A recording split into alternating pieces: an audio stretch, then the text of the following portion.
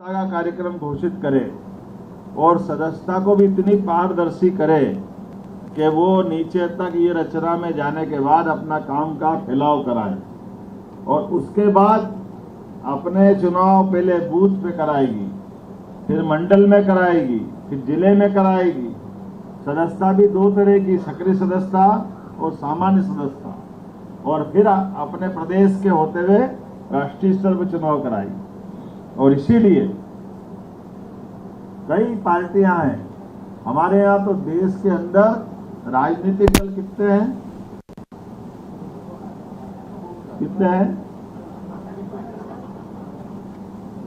1500 दल है पंजीकृत जो राजनीतिक दल बनकर के काम कर रहे हैं, और दुनिया के गिनती नहीं कर रहे हैं।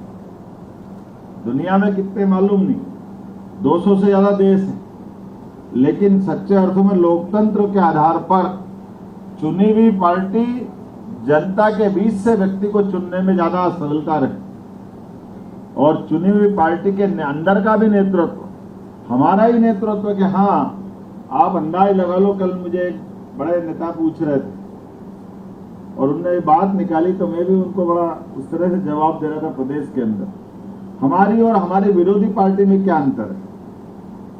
हमारी पार्टी और विरोधी पार्टियां, उसमें क्या अंतर है? उनकी लीडरशिप में क्या अंतर है? हमने कहा आपकी पार्टी में और इसलिए आपका आधार नहीं बढ़ रहा है। क्या आपके यहाँ आज भी 80 साल के लोग नेता बने हुए, उनसे नीचे कोई आता ही नहीं है। हमारे यहाँ उनसे बहुत छोटे, और अब में उनसे और छोटा, हमारे यहाँ 3 पीढ़ी आ गई। आपके यहाँ पहले वाले ही नहीं गए। कांग्रेस का अंतर कितना है ना? तो ये चौथी पीढ़ी आ रही है।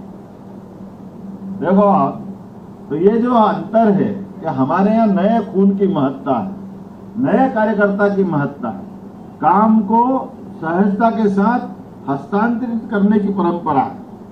ये परंपरा हमारे यहाँ, और मुझे इस बात की प्रसन्नता है कि भारतीय जनता पार्टी एकमात्र पार्टी है जिसकी विचारधारा अभी अगर फैलने लगी है। कितना पहला उदाहरण अपना है सामने। हमने कहा कि हम राष्ट्रवादी विचारों के लोग हैं, तो राष्ट्रवादी हमारी 5 निष्ठा में से पहली निष्ठा राष्ट्रवादी विचार की। और राष्ट्रवादी विचार की केवल बात नहीं करते, जब हमारी 5 लोगों ने मिलकर जनसंघ की स्थापना करी, कितने लोग थे? 5 लोग, बहुत थोड़े से लोग, लेकिन उसके बाद भी हमारे पहले राष्ट्रीय अध्यक्ष, जो उस समय के भारत सरकार के पद को लात मार के विरोधी दल बनाया उन्होंने। अब आप बताओ, आज के समय में कोई अपने भारत सरकार के चुने हुए पद को छोड़ के आ जाए, कितना बड़ा आश्चर्य है। लेकिन हमारे पहले अध्यक्ष डॉक्टर श्यामा प्रसाद मुखर्जी, जिन्होंने अपना मंत्री पद छोड़ा और कहा कि धारा 370 गलत है जम्मू कश्मीर के अंदर, देश की आजादी के बाद सभी राज्यों के अंदर मुख्यमंत्री और प्रधानमंत्री का पद रहेगा, हमारा राष्ट्रीय ध्वज तिरंगा एक ही झंडा रहेगा, हमारे अपने राष्ट्रगीत एक ही रहेगा, कानून एक रहेगा। ये होना चाहिए कि नहीं होना चाहिए? लेकिन दुर्भाग्य से आजादी के समय जम्मू कश्मीर को ये विशेष सुविधा दे दी कांग्रेस ने, धारा 370 लगा करके। तीनों चीज अलग। माननीय हमारे डॉक्टर मुखर्जी ने कहा कि मैं ये नहीं पसंद करता हूं और मेरा दल भी नहीं पसंद करता, और पूरे देश में आंदोलन किया। और मुझे इस बात का गर्व है कि जिस बात के लिए उनने अपनी शहादत दी, खाली बोला नहीं, बोल करके उस आंदोलन का नेतृत्व करते वहां गए और वहां जाकर कहा कि ये कश्मीर के अंदर गलत हुआ, ये नहीं होना चाहिए आजाद कश्मीर में। और उतना ही नहीं, अपनी उस बात के लिए उनको जेल हुई, वो जेल से बाहर नहीं आए, लेकिन दुर्भाग्य से उनकी जेल में ही, ऐसा कहते हैं कि वो आज भी रहस्य बनी हुई है उनकी हत्या, उस पर कोई पर्दा नहीं उठाया है। लेकिन चाहे हमारे व्यक्ति ने अपनी शहादत दे दी, बलिदान हो गया, लेकिन उनने इस बात को स्थापित किया कि भारतीय जनता पार्टी, इसके वाली पहले वाली जनता पार्टी या जनसंघ जो कहती है वो करके दिखाती है। इस देश के लिए अगर जान की जरूरत है तो जान देने के लिए अगर आगे बढ़ने का कोई रिकॉर्ड बनता है किसी एक पार्टी का, वो भारतीय जनता पार्टी, जिसका अपना राष्ट्रीय अध्यक्ष अपनी शहादत देता है, ये एकमात्र पार्टी। दूसरा एक और मौका आया, पंडित दीनदयाल उपाध्याय। लोग कहते हैं आपकी आइडियोलॉजी क्या है, आप कैसे सोचते हो, आपकी जीवन जीने की, काम करने की, इस पार्टी को सरकार में लाने की आखिर आपकी मन में कल्पना क्या है? बहुत छोटी सी कल्पना है। भारतीय जनता पार्टी वो क्यों आना चाहती है सत्ता में? उसके दो कारण हैं। एक तो हमारा अपना मानना है, माननीय दीनदयाल जी के शब्दों में, कि भारतीय जनता पार्टी चाहती कि गरीब से गरीब आदमी के जीवन में भी सुख आना चाहिए, उसके जीवन में बदलाव आना चाहिए, उसके जीवन में सरकार के माध्यम से मानवता के लिए जो जरूरी जरूरतें, घर का मकान, काम धंधा हो हाथ में, स्वाभिमान से जिए, दो रोटी घर में खा ले, ये होना चाहिए कि नहीं होना चाहिए? मुझे खुशी है नरेंद्र मोदी जी की सरकार ने वो सब चालू किया। इस बात के लिए भारतीय जनता पार्टी जानी जाती थी, वो हमने स्थापित कराया। अब नरेंद्र मोदी जी की सरकार में लगातार गरीब से गरीब आदमी के लिए भी राशन फ्री मिल रहा है कि नहीं मिल रहा है? मिल रहा तो मेरी बात का समर्थन करना आपकी भावना के आधार पर। कोई सोचता था कि गरीब आदमी को निःशुल्क राशन मिलेगा? क्योंकि आप बताइए, हमने जब कहा कि गरीब से गरीब आदमी की जिंदगी में बदलाव होना चाहिए, गरीब से गरीब आदमी के घर में गैस का चूल्हा, बहनों को तो आनंद आ गया, और गैस का चूल्हा पहली बार किसी ने पहुंचाया तो नरेंद्र मोदी जी की सरकार ने पहुंचा। ये तो गैस के चूल्हे बड़े लोगों के पास हो गए। फिर क्या गरीब का मकान भी पक्का होना चाहिए। मकान भी ठीक है, परमात्मा की दया, झुग्गी में रहते थे, गरीबी में रहते थे, लेकिन पक्का मकान बनना चाहिए, सपना होना चाहिए कि नहीं होना चाहिए? बड़े लोग तो बना लेते हैं, उनके पास पैसे, गरीब आदमी की भी बनना चाहिए। पहली बार प्रधानमंत्री के द्वारा नगरीय क्षेत्र में 2.5 लाख और ग्रामीण क्षेत्र में 1.5 लाख पक्का मकान का पैसा मिल रहा कि नहीं मिल रहा? जोरदार अभिनंदन करो माननीय मोदी जी। कोई सोचता था पहले? ये जो गरीब आदमी की बात, और उससे आगे वाली बात मैंने कही है कि राष्ट्रवाद, गुरु महाराज बात करें, राष्ट्रवादी विचार को लेकर जब आगे चलते हैं तो भारत के लिए, भारत हमारी देश की संप्रभुता सबसे पहले होना चाहिए, हमारी देश की एकता अखंडता के लिए किसी भी स्थिति में, और भारत शांति प्रिय देश, इसलिए हमारा मार्ग अपना, अंततः हम शांति प्रिय जिंदगी जीना चाहते हैं। तो हम अपने अंदर के जितने भी कठिनाई है उसको हल करने के लिए भी, लेकिन कोई एड़ा टेढ़ा चलेगा तो सीधा करना भी जानता है। ये मोदी जी ने करके दिखाया, एक बार नहीं 2-2 बार पाकिस्तान करके दिखाया। करा के नहीं करा? आप सबको एहसास, इस देश के ऊपर जहां से खतरा आता है उस खतरे को जड़ से मिटाना अगर कोई जानता है तो वह एकमात्र नेता और एकमात्र पार्टी भारतीय जनता पार्टी और हमारे नेता नरेंद्र मोदी है, जो दुश्मनों को, देश के दुश्मनों को उनके घर में जाके मारने की हिम्मत है। और दुर्भाग्य से हम तो ये पराक्रम करते हैं, लेकिन ये हमारे विरोधी कहां करा, क्यों करा, ऐसे करा, वैसे करा। अभी दुर्भाग्य से देखो, अभी जम्मू कश्मीर के चुनाव चल रहे हैं। जम्मू कश्मीर के अंदर अभी आपको याद दिलाऊंगा, धारा 370 के लगने के बाद से लेकर के हटने तक कितने निरपराध बहन भाई लोग मारे गए वहां। पुलिस के जवान से लेके 40,000 लोग, कितने लोग, 40,000 निरपराध लोग मारे गए। लाखों लोग बेघरबार हो गए, घर बार, मकान, दुकान सब छोड़ने के लिए।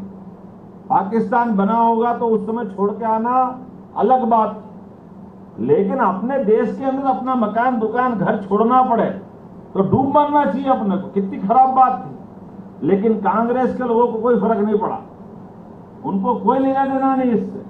वो केवल सरकार बनवाते हैं, तुम जानो तुम्हारा काम जाने। इतनी मोटी चमड़ी के। मुझे इस बात की प्रसन्नता है, इस दर्द को किसी ने समझा तो माननीय नरेंद्र मोदी जी ने और भारतीय जनता पार्टी ने समझा, और हमने धारा 370 उखाड़ के भी। और दुर्भाग्य से अभी चुनाव चल रहे हैं, कांग्रेस ने उससे हाथ मिलाया वापस जो धारा 370 लगाना चाहती। नेशनल कॉन्फ्रेंस पे घोषित किया कि हम, हमारी सरकार आएगी, धारा 370 लगा देंगे। आप बताओ, 40,000 निरपराध लोग जिनके प्राण चले गए, उनकी भी कोई दर्द नहीं मन में, उनके लिए कोई दया नहीं। पूरे देश के अंदर एक अलग माहौल है। और ये वही लोग थे जिनने खुलेआम माइक से बोला था धारा 370 हटेगी तो देश में खून की नदियां बह जाएगी। अरे नदियां तो छोड़ो, मां ये मुंह से भाषण देने वाले भी नहीं मिले, एक बार खाली बोलने वाले। उसी कश्मीर के अंदर कोई चींटी भी नहीं मरी और आराम से हो गया। ये वही लोग थे जिनने राम मंदिर में भी अड़ंगे लगाए कि नहीं? बोलो जय जय श्री राम। ये कह रहे राम मंदिर बनेगा तो ये हो जाएगा, वो हो जाएगा। अरे हमें तो इस बात की प्रसन्नता है, हमारे मुस्लिम बंधुओं ने भी, जिनने वो मुकदमा खुद लगाया था, वो अपनी बात तक कितने खड़े उतरे, दूसरे नहीं उतरे। मुझे इस बात की प्रसन्नता भी और थोड़ा दुख भी है, कांग्रेस के लोग भगवान राम के मामले में क्यों इतना मन हिंदुओं की भावना का, क्यों जज्बात का नुकसान करते। उनने अयोध्या के मामले में इस तरह से आज तक भी दर्शन नहीं करे जाकर। आपने कोई ने फोटो देखा तो बता देना, गए क्या अयोध्या में दर्शन करने? कहीं दिखा? राहुल गांधी, सोनिया गांधी गई, उनकी बहन गई, भाभी तो आई नहीं तो क्या करूं? पर वो तो गए क्या? नहीं गए। अरे भैया हम दर्शन तो करिए कम से कम। भगवान तो सबके हैं, उनके भी है, कांग्रेस बीजेपी का क्या सवाल है, सबके हैं। लेकिन पता नहीं क्या है, नहीं हम नहीं जाएंगे। वाह भैया मत जाओ। अरे भगवान बुला रहे, आपका भाग्य पता नहीं क्या है। हम तो पूरे मंत्रिमंडल को लेकर धूमधाम से मंदिर बना है, हजारों साल के बाद सुप्रीम कोर्ट के निर्णय से बना है, तो जाना चाहिए, क्यों नहीं जाते? लेकिन नहीं, हम नहीं जाएंगे। वाह भैया, वोट मांगने आओगे, मंदिर नहीं जाएंगे। अब ये जनता फिर आपको सरकार में आएंगे तो सरकार में कौन लाए? आपको आपका मन सबके लिए बराबर होना चाहिए। नहीं, भारत में हिंदू मुस्लिम सिख ईसाई सब बराबर, तो सबका सम्मान है, सबके मन की भाव होना चाहिए। मुझे इस बात की प्रसन्नता है, जब हम ये सारी बात कर रहे हैं तो आप जब सदस्यता के लिए जा रहे हो तो सदस्यता के लिए क्यों सदस्य बना रहे हो ये बात समझाना कि हाँ, हम भारतीय जनता पार्टी के कार्यकर्ता आपको सदस्य इसलिए बना रहे हैं कि हम भारत में विकास चाहते हैं कि नहीं चाहते हैं? हम भारत में नरेंद्र मोदी जी के नेतृत्व में सभी धर्मों के लोगों को जोड़ना चाहते कि नहीं चाहते हैं? हम भारतीय जनता पार्टी के लोग गरीब से गरीब आदमी की जिंदगी में बदलाव लाते हैं, उसकी जिंदगी अच्छा करना चाहते हैं। ये हमारे मुद्दे होना चाहिए कि नहीं होना चाहिए? हमारे लिए सत्ता भले ही हो गई प्रदेश में या देश में, लेकिन इस देश की दी गई लोकतांत्रिक ताकत का जनता के हित में हम और काम करना चाहते हैं। इसलिए अपनी जगह जगह की इन्वेस्टर मीट कर रहे हैं, संभाग में रोजगार के लिए बड़ी बड़ी कारखाने लगाने का अभियान चला रहा है। हमारे संस्कार अच्छे हैं, इसलिए रक्षाबंधन उत्सव मना रहा है कि नहीं मना रहा है? हमारे लिए तो पूरा देश वसुधैव कुटुंबकम है, पूरी दुनिया वसुधैव कुटुंबकम है, पूरी पृथ्वी का कुल। और हम तो भारत माता की जय, जैसे ही माँ की जय बोलते हैं तो पूरा देश अपना परिवार हो गया कि नहीं हो गया? हमारा तो मातृ संस्था में विश्वास और उसी भाव को आगे लेके जाते हैं। मैं जानता हूं इलेक्ट्रॉनिक मीडिया के बहुत सारे बंधु हैं यहाँ पे, और हम में से कई कांग्रेस के मित्र मेरी बात को पकड़ेंगे और वो पता नहीं क्या बोलेंगे, लेकिन जो बोले, भारतीय जनता पार्टी के लोग विनम्रता के साथ अपनी बात को सदैव सबके सामने रखते हैं और गरीब से गरीब आदमी की जिंदगी में अच्छा करने के लिए राजनीति में आते हैं। और इसलिए विकास के मामले में, गरीब की सेवा करने के मामले में, सांस्कृतिक मामले में, बाकी चीजों में भी हम अपनी बात स्पष्टता से करते हैं, लेकिन लोकतंत्र में भरोसा करते हैं। इसलिए हमारी पार्टी में राष्ट्रीय अध्यक्ष भी लगातार बदलते रहते हैं। एक घर के हैं क्या? नड्डा जी के परिवार में कभी कोई बना राष्ट्रीय अध्यक्ष? उसके पहले राजनाथ जी के परिवार में कोई बना था क्या? नितिन गडकरी जी के परिवार में कोई बना था क्या? हमारे यहाँ एक ही बार बनता है वो एक आदमी, उसके बाद उसके परिवार का कभी नहीं बनता। अब दूसरी पार्टी में चले जाओ और जैसे ही बोलो तो उनको लगा हाय रे क्यों ऐसा बोलते, चालू हो जाते। अरे तुम करते हो तो बोलते, नहीं करोगे तो नहीं बोलेंगे। आप भी तो आओ मैदान में, आप अपने परिवार के क्यों बाहर से नहीं जान लेते? आप चारों तरफ से घेराबंदी रखते हो, तो स्वाभाविक जो करोगे तो भरोगे।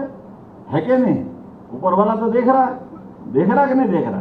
तो मेरी अपनी ओर से आज की नई सदस्यता अभियान के लिए पूरे प्रदेश के सभी बूथ अध्यक्षों को बधाई।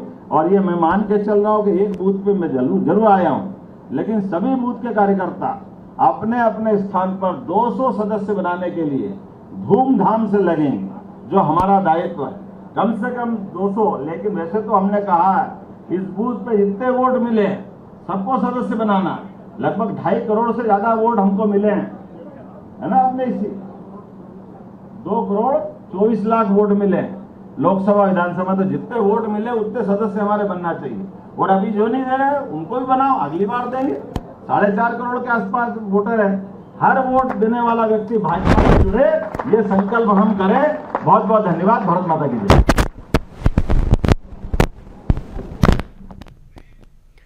ये तस्वीरें आप राजधानी भोपाल के मानस भवन से देख रहे थे, जहां बूथ स्तरीय कार्यक्रम का आयोजन किया गया। सीएम डॉक्टर मोहन यादव ने संबोधित किया, साथ ही कार्यकर्ताओं को यहां पर मंत्र देते हुए नजर आए। 1 सितंबर को यहां पर भाजपा का सदस्यता अभियान शुरू होना है, जहां आपको बता दें 1.5 करोड़ सदस्यों को जोड़ने का लक्ष्य यहां बीजेपी ने रखा है। तो ये तस्वीरें बूथ स्तरीय कार्यक्रम की, जहां आपको बता दें कार्यकर्ताओं को मंत्र देते हुए नजर आए हैं सीएम डॉक्टर मोहन यादव। जहां आपको बता दें कि और अधिक जो है बीजेपी में सदस्य जोड़ने का लक्ष्य, और इसी के साथ कार्यकर्ताओं को जो है निष्ठावान तरीके से काम करने की सलाह देते हुए नजर आए हैं। क्या कारण है कि बीजेपी ज्वाइन करनी है, इस बात को भी बताते हुए नजर आए हैं।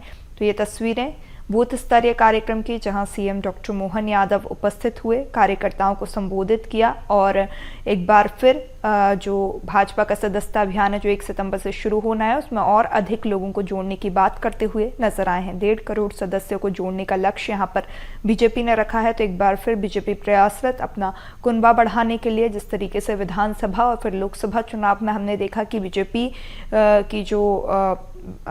में लोग लगातार जुड़ते हुए नजर आ रहे थे, और अब अपना कुनबा और बढ़ाने के लिए बीजेपी कार्यरत।